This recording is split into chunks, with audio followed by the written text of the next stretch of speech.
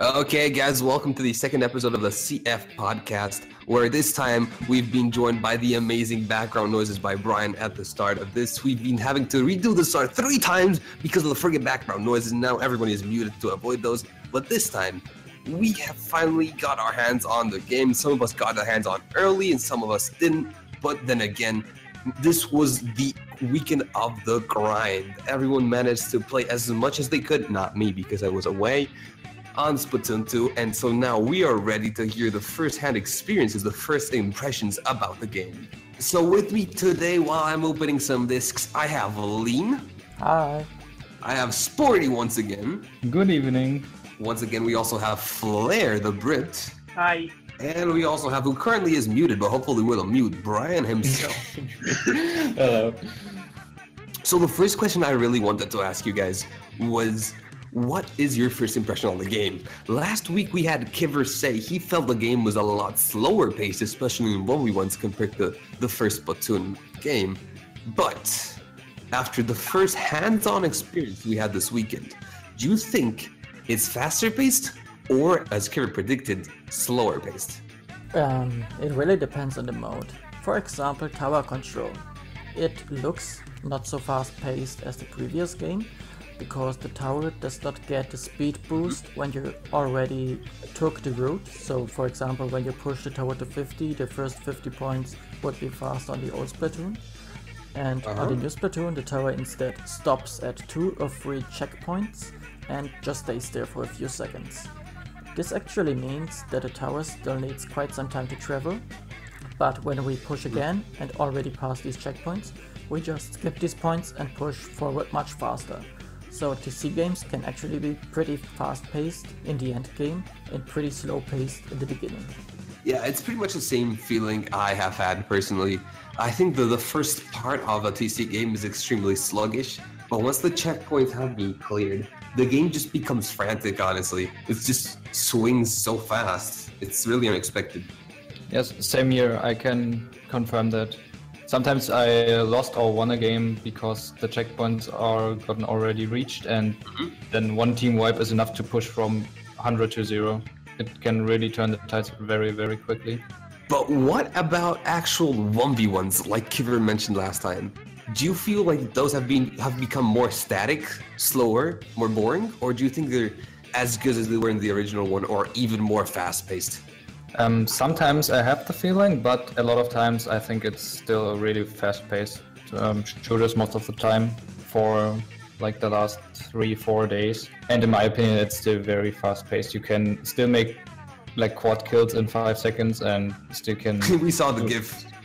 Yeah, you still can put in some really silly stuff, and I think it's really nice to have it back. And in my opinion, it's still very, very fast-paced. Yeah, personally, I also haven't noticed a big difference between how fast the gameplay is compared to Splatoon 1. Like, I have some moments where I feel like it's going fast and some where it's going slow, but overall I haven't really noticed that much of a difference, at least so far. One of the things I felt like sped up the game in the original Splatoon title was quick respawn as an ability. And on the other hand, on the opposite side of the spectrum, I felt like the specials, mainly the invincibilities, were what really slowed down the pace of the entire game. Now, following on this subject, do you guys feel like there's any sub-weapon or special weapon that you find either particularly over-centralizing or that is able to increase the pace of the game or just slow it down completely like Krakens and Bubbles used to do? See, personally, I'm having quite a lot of fun with Toxic here. For the Blaster, it kind of speeds up its killing potential. The people I've been playing with aren't exactly the high skill level, because I've been playing a lot more Turf War than Ranked itself. And yeah, I'd like to see... I've used it on tower control quite a bit, and it's very useful. You can pressure really quickly, they run out of ink, and especially with the Blaster now using more ink than before, even though I'm running out of ink, it also means an opposing Blaster will have a really big problem if it can't kill me quickly. But if we're talking about the Toxic Mist, I think Lean could actually give us his opinion, since I've seen him use Jet Squelcher, which is even more of a stall weapon compared to the Blaster itself, considering it packs an insanely long range, the Toxic Mist as well as the Tenta missiles? For the Toxic Mist, I'm actually pretty much in love with the sub. I can just throw it at some point, and I know that you normally won't get enemies there, and especially in solo rank as it is right now, you will find a lot of aerosprays running around just in Toxic Mist, where they are pretty much helpless. And yeah, also weapons like the Octobrush are pretty popular right now, and when they are in Toxic Mist, they can't use the sub or they're out of ink and they're pretty much dead then.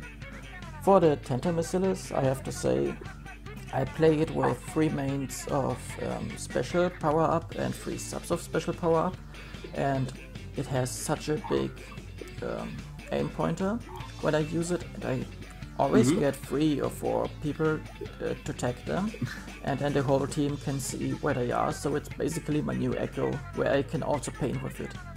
This is so nice.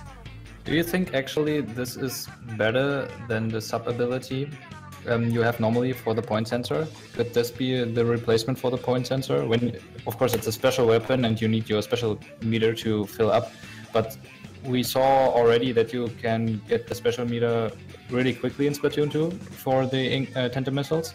And is this actually better for you, especially with the Toxic Mist as a kit, than using the sub ability for point sensor? The difference with the point sensor is that you also get a drawn line to the opponent, so you can see where they are much better. The Tenta missiles can't really replace this, but they have approximately the same function. So I would say they are good, but they can't replace it fully. So back on the Toxic Mist though, there's a point that I wanted to actually underline. Do you guys think it's a worthy replacement for the disruptors, or do you think that the disruptors effect is better than the area of disruption that the new Toxic Mist provides? In my opinion, the Toxic Mist is better in, how can you say it, you keep some people out of your distance, and not only, maybe when you hit disruptor, of course it's good, but when you just want to lock out a certain closed area spot or something, you don't want to get rushed there. I think that's a really good thing to have with the Toxic Mist, especially on tower control, when you know, okay, the people are getting on this side to the tower and you just lock them out. Okay. Still continuing on the trend of sub-weapons themselves, what do you actually think is the best sub-weapon? We talked a lot about the Toxic Mist, but do you think it's the best one, or is there anything better? I'm pretty sure auto bombs are really good. When we played in SCL yesterday, we played against Rising Moons, who used a double auto bomb comp, and it was super strong. Auto bombs are basically the new Seekers with lots of improvements. Instead of just walking forward, they also detect people in a specific radius and just hunt them down. Contrary to the Seekers in the last game, it even detects you when you are hiding in ink, so you can use them to effectively find people and sharking people, and also they are just running towards you, and when you don't run away from them, they just explode and kill you. So they basically even force you to go away from there, or that you stay close enough to them to force them exploding, and then you run away. When you know this, then you can pretty much caught them and kill them. So basically they're a great free scouting tool, is what you're saying. Exactly. Yeah, I experienced that as well against Rising Moon. Congrats to them for winning. On Pod Macro, for example, I was on the far right side on our closed side, and a blaster was pressuring me in the open, and I had to go back, and there was one autobomb thrown into this little closed area, and I had to go back, and I didn't have the speed because I was already damaged by the blaster, and then the autobomb killed me. So for me, it's proven to be really good, and as Lin said, you can just force people to go away, and you can be sure they are not camping there anymore. I know that the Octobrush gets these auto bombs, but what else actually gets them? Because I don't think the brush is the best probably weapon to use generally in a metagame. That's just my opinion. Don't hate me, brush mains, but that's my thought. Is there anything else that gets the auto bomb and is actually more viable? There's the carbon roller, which is pretty much like the brush as well, and you have the ink storm as well. So the carbon roller can be a really that's a great combo. Can be a really good supporter and sneak weapon. Yeah, I've played a few times with the carbon. I've noticed so far that, especially with the auto bomb, you can either it can help you to get close to your enemy, or it can help it finish off the kill when you can get it with yourself. Especially since I think the damage is less now for the normal flick with the carbon, or at least it's difficult to get the full kill sometimes. So with auto bomb, it can really help to get those kills, or you can make it easier for yourself to get close to them. And the other weapon with auto bombs is the custom blaster that you unlock pretty late at level 27. It comes with inkjets, and so you have a pretty ranged arsenal for this. Oh yeah, that sounds pretty interesting. Though I have to say the carbon seems probably the most interesting one for now. Like Brian said, as I feel it offers like a medium range / support option for a weapon that actually really needs it and really wants it, or else it would be struggling to actually find its own way in a match without the support necessary from teammates. Yeah, exactly. I kind of miss that they took away the burst moves from the carbon since it really helps for moving around, but I think the auto bomb is already... gonna say that. I knew you were gonna say that. It's true. I'm sad they took them away for the E-leader as well. Yeah, but it's true. I really miss them on carbon, but I feel like the auto bomb is so far a pretty good replacement. When I've been using the carbon with auto bomb, I'm not really ever using it for kills. I am using it for the uses of finding people in the ink. It allows me to find people and work out how I'm going to approach them to surprise them and get the kill. Yeah, that's why it's a perfect fit, I think. Yeah. So do you guys think like some bomb-oriented set for the carbon would work? Like a lot of ink recovery, a lot of sub-saver, and that kind of stuff? Personally, I'll still be, for now at least, rotating mostly just around swim speed. The way I can approach people. It's the playstyle I've been using, but I might mess around with other abilities in the future to see if something works a bit better. Brian said he wanted the burst bomb still to be on the carbon, but I am sure Brian wants the burst bomb even more on the E-leader. But the E-leader not yet, so I'm happy. And this ties in with the charger debate. Do you guys think, now I'm actually really curious to hear your opinion, since we have a scoped main here in Brian, and somebody who's known mainly for their amazing unscoped skill in lean, and Flair who literally snipes whenever. Do you think the charger is still going to be viable in Splatoon 2? And do you think it's like, do you think the unscoped versus scoped battle is now more in favor of the unscoped, or is it somewhat even now? About the burst bombs, first of all, like I feel like in Splatoon 2 you can get rushed on much easier than compared to Splatoon 1. Like, also partly because I don't have the elite yet because I don't have the level, but I'm expecting that since you now have ink mines, you can get rushed down much easier because I'm already experiencing that with the Splatoon, which says the splat bomb. And I think it's going to be even worse for the elite to stay alive if people are trying to get close to you with ink mines, which apparently don't even kill. Like, yeah, what is this? Worse, yeah, that's even worse. Yeah, they can kill, but they only do 35 damage now, so you have to hit them before and then they can finish them. Yeah, so it's not going to be easy to stay alive with this kind of stuff compared to the burst bomb. Yeah, and I do really understand what you're saying here, Brian, because I've tried the heavy, even if I've tried it on the friggin' small screen, which makes it extremely hard to play anything long range. I have to say that I've been getting rushed on a lot, especially on maps like Muscle Forge Fitness, which I understood is completely not viable for long range weapons. It's horrible, but you get just rushed on a lot, and it's really hard to be able to abuse your range at its fullest. But back to the charger debate. What is your thoughts, again, on the unscoped versus scoped part? Well, I've been using scoped chargers for pretty much the entirety of Splatoon. Like, I played on scoped a few times, but like I really prefer the scope because I feel like my aim is more consistent.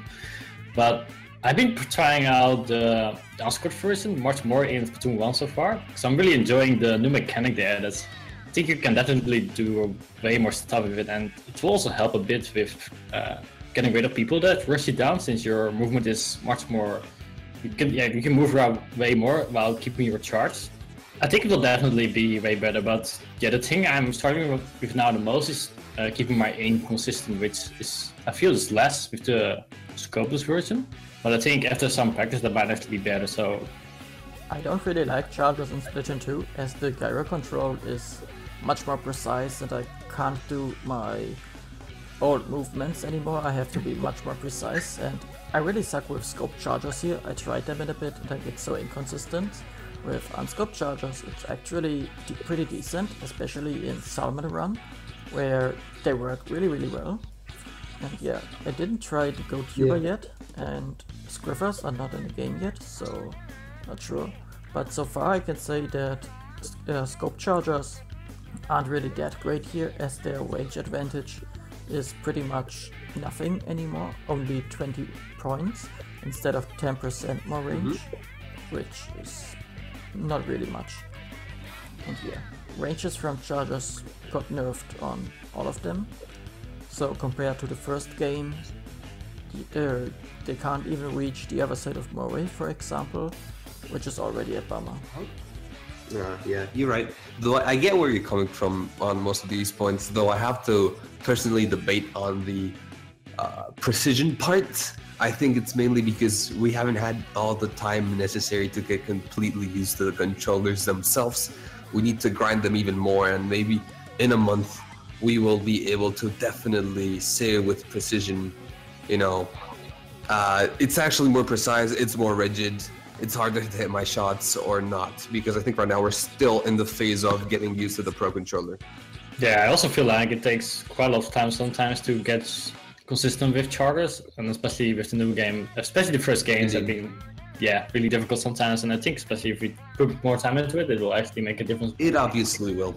Now, we talked about sub-weapons and specials, and also the charger, but we didn't touch about something, abilities. I mentioned at the start that one of the things that made Splatoon so fast-paced was quick respawn. Do you think quick respawn still has the same impact? Yes or no? And is there something you think, as out of all the abilities, is having a huge impact on the game right now? In my opinion, quick respawn isn't that viable. It's not like you put it onto everyone and it's just working. You can't do that anymore, in my opinion. It can still be useful for objective players like on tower control and Rainmaker, because when you don't kill anyone, you are getting back quickly, but you push the objective a bit further. And quick respawn, normally you can't just use it brain deadly, because when you're getting trades, it doesn't work for you like it did in Splatoon 1, and I don't see really much of the ability, and I haven't seen a really big impact so far. Maybe it's changing later. Yeah, I agree with Spotty. I don't think it's going to be used as much. There's going to be a few niche weapons so there'll be a few weapons, but overall, I think it's pretty much gone from our meta. So you said you think there's going to be a few weapons that are going to be abused on. I personally agree, and I personally feel it's going to mainly be something like the Specials-Metagame and the Vanilla 96, because they're sporting some extremely support-heavy kits, which focus on turfing and annoying the opponent and buffing your team in the case of the 96. And do you agree with this, or do you think that, do you have a different thought? Do you have different thoughts on which weapons are going to be great abusers of quick respawn? Yeah, I agree with that, but I also think the jet explosion, it's a weapon where someone gets close, and even though it's got an amazing range and supportive set to deal with people at range, once someone gets close, you don't have the fire rate, and you no longer have the burst bombs, which were the only thing it used to have to quickly kill someone if they got too close. So I feel like people might start to mess with quick respawn on the jet. The problem what I see is when you are playing more supportive, and now we all know that assists count as kills, so quick respawn is off the top. When assists are coming into play, I don't know how this is actually working. Yeah, I never thought about that. It could be really dumb. As soon as you get one assist, which wasn't maybe intended, and you're getting splatted, you don't get the effect of quick respawn. Despite not having touched on it too much earlier when talking about specials, I feel like the ink armor is an extremely good special, at least in this moment. Most weapons that have it can turf extremely fast, whether it's through the weapon itself, like the Anzap or the Junior, or through the sub itself, such as the sprinkler on the vanilla 96, and it's able to grant you guys a few hit points of invincibility, meaning that you can essentially get a free aggressive push out of it. Do you think, like me, that the ink armor is actually a good special, or do you feel like it's just underwhelming? At the start of the game, I played with the junior, which already has the ink armor, and I pretty much mained ink armor. It was really useful. I didn't get much kills with it. I just painted and then got my ink armor, and I pretty much played turf war in all ranked modes. Later on, I got my hands on the NZIP, which is basically the same, except that it has suction bombs instead of splat bombs. It can still turf really well, and it has ink armor. In my opinion, the ink armor is pretty nice for coordinated pushes. You just use it, everyone in the team gets it, and you have like a shield that has around 40-50 HP, and then it's down. For example, for the NZAP, when you just shoot at the people with the ink armor, you need 2 more shots to kill them. And so far, this looks pretty broken, that you need 2 to 3 more hits to actually kill them, and so you would win more of your 1v1s. But then there are things like Object Shredder, where you can one-shot the armor with close to any weapon, which makes the ink armor not that good anymore. So it really depends on what you play and what they play. I really can't see playing the Object Shredder like you said, because the ink armor is pretty much around every single game. I haven't seen many games where no player didn't play any ink armor at all, and I think this ability to break the ink armor faster could be pretty viable, especially when you are... Is it actually counting as well for subs or only for main shots? I think it only counts for the main shots. Alright.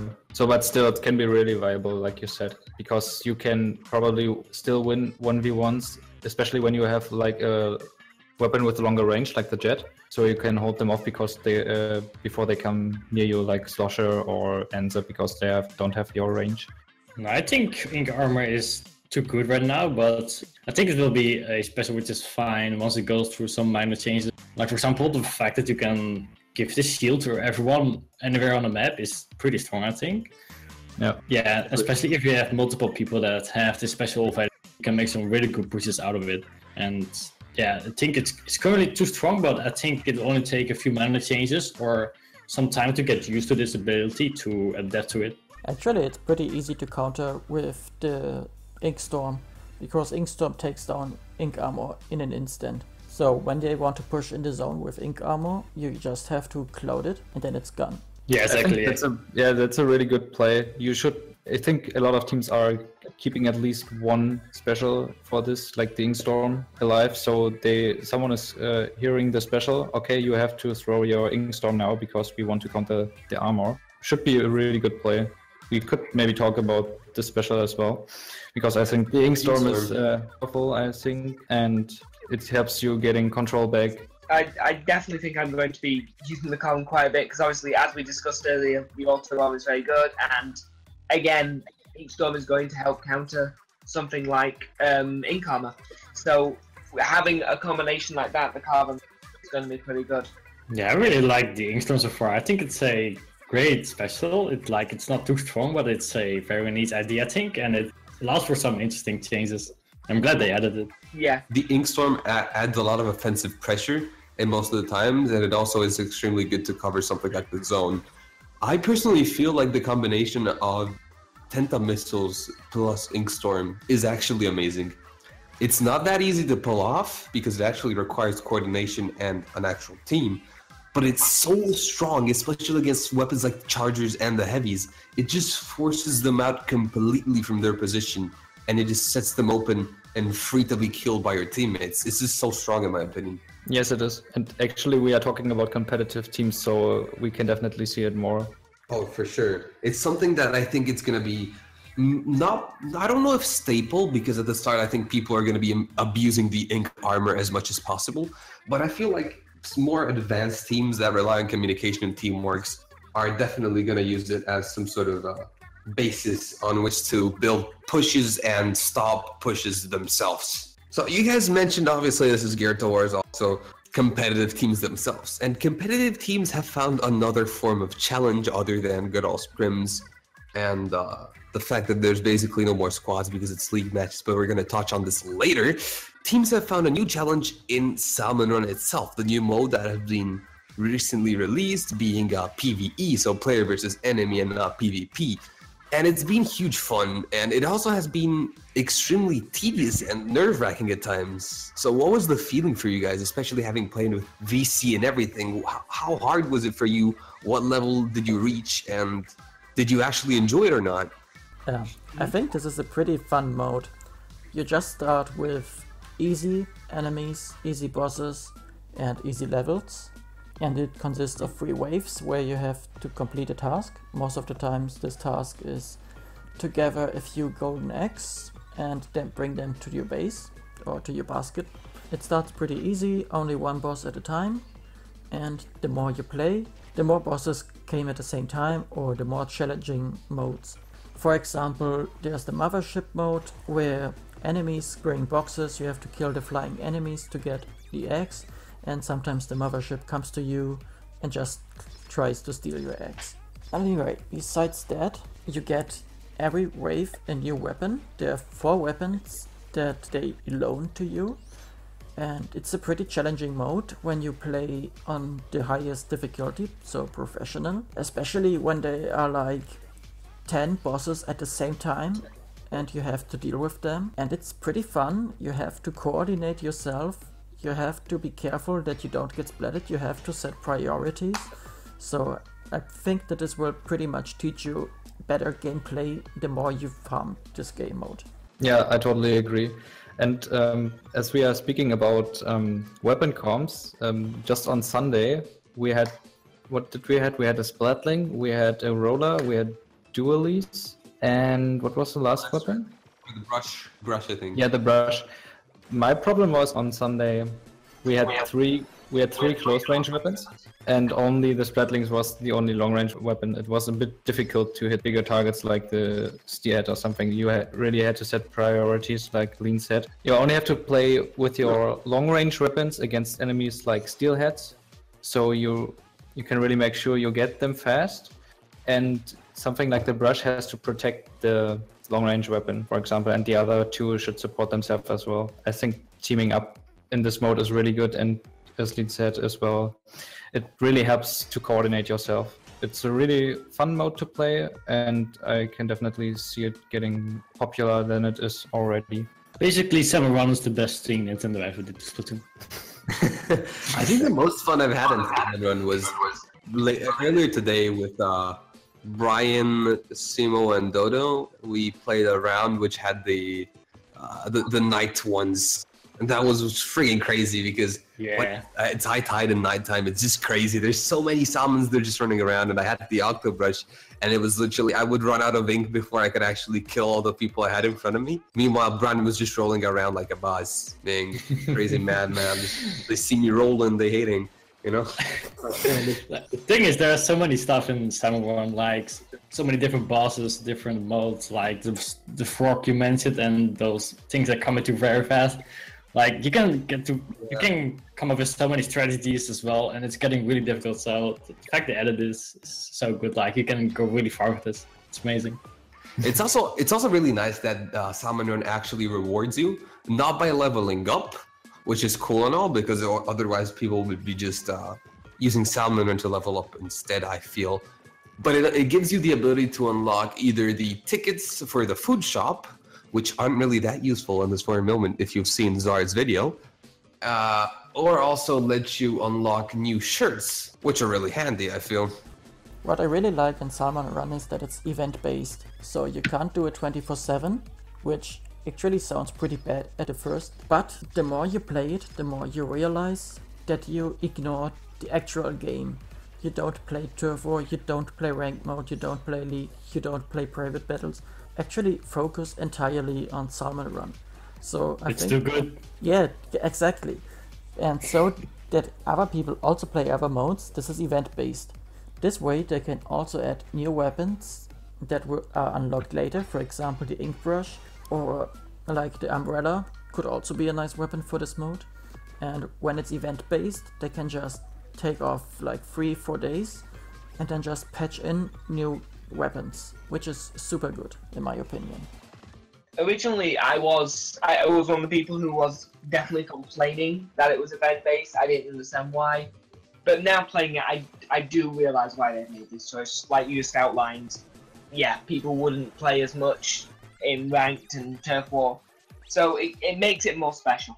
And we already have pretty much no opponents in League mode and in Ranked mode. It's also really, really hard to find people on the higher ranks like S. And when there's someone in S+, it would be like 8 people at max, and it would be really hard to get a lobby here. And that's all because of regional matchmaking. This basically means that Japan only plays with Japan and the West only plays with the West. So if Salmon Run wouldn't be event-based, then matchmaking wouldn't exist in the West. At least for every single play style, play type, and you mean the ranks, of course. And the higher you get in the rank, the fewer people you have here. We can already see it. We have some people who reached S rank already, but I think they don't have enough S rank players to fill the lobby so far. Yeah, you can see definitely in the West that people are running much further into problems by not having enough people in the lobby, and it depends, like there are people already in like S+2 or whatever high ranks you have there. It's pretty insane. Yeah, so I guess that's enough for today, guys. I guess that's all we wanted to cover, and we sure are looking forward to the second, or actually the first week, I guess it is, of Splatoon 2. We're looking forward to playing in some tournaments. We're already hyped. There's already been a cash tournament announced already, which is pretty hyped by, I think it's Ink TV. But that's enough for today. We're going to be touching on this subject and more next week in the next episode of this weird podcast with many outtakes. So, thank you guys for watching, and see you next time. Oh, stay fresh, creme fresh. Ha ha ha ha. Oh my god, no. Stay off the hook. Bye, I'm out.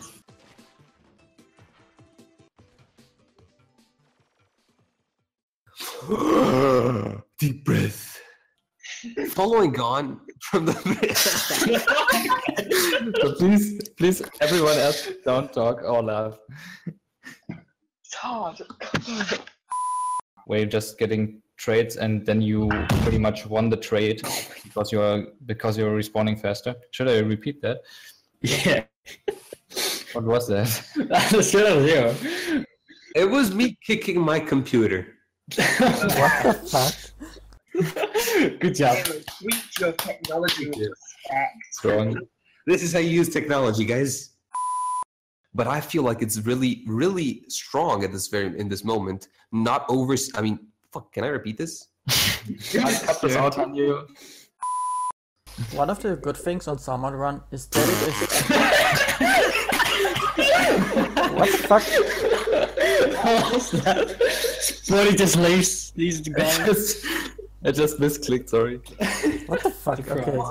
Cut this out, That was please. a weird misclick right there. Go on. I think we only have one topic left, that's Nintendo Switch Online app. Oh, do we have to talk about that? Okay. Okay. Yeah. Yak. Yeah. They mind. Welcome to the world of CF.